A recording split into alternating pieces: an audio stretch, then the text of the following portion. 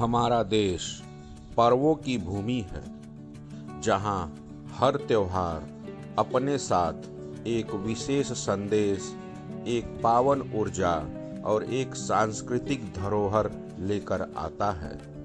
इन पर्वों से हमें न केवल आध्यात्मिक प्रेरणा मिलती है, बल्कि सामाजिक और पारिवारिक संबंधों की भी गहराई महसूस होती है। इन्हीं पावन अवसरों में से एक है अक्षय तृतीया, एक ऐसा दिन जिसे अक्षय पुण्य और अविनाशी शुभता का प्रतीक माना जाता है। आइए जानते हैं इस पर्व का धार्मिक, ऐतिहासिक और सामाजिक महत्व।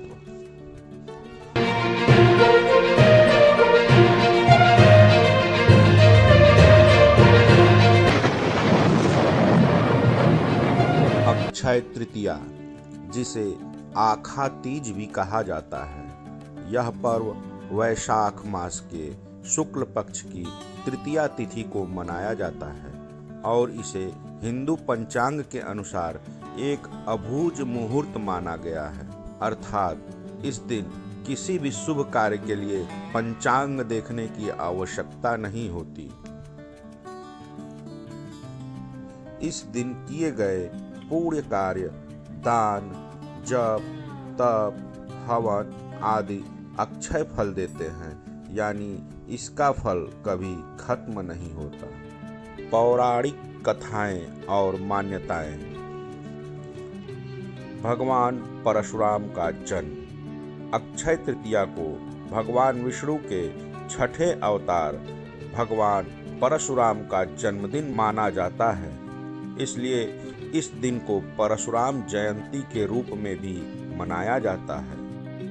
एक अन्य कथा के अनुसार इसी दिन महाभारत के समय भगवान श्री कृष्ण ने द्रौपदी को अक्षय पात्र प्रदान किया था। जब पांडव वनवास में थे, तब अक्षय पात्र से उन्हें कभी भी अन्न की कमी नहीं हुई और उन्होंने ऋषियों व अतिथियों का भी सत्कार किया। इसके अतिरिक्त यह भी माना जाता है कि इसी दिन वेदव्यास जी ने भगवान गणेश को महाभारत का लेखन प्रारंभ कराया था। जैन धर्म के अनुसार पहले तीर्थंकर भगवान ऋषभदेव ने इसी दिन 13 महीने 13 दिन की तपस्या के बाद गन्ने के रस से पारण किया था। इसलिए जैन अनुयायी भी इस दिन को विशेष पूजा और व्रत करते हैं। मान्यता है कि त्रेता युग की शुरुआत भी इसी दिन हुई थी। त्रेता युग में ही भगवान राम का अवतार हुआ था, इसलिए यह दिन एक युगांतर का प्रतीक भी माना जाता है।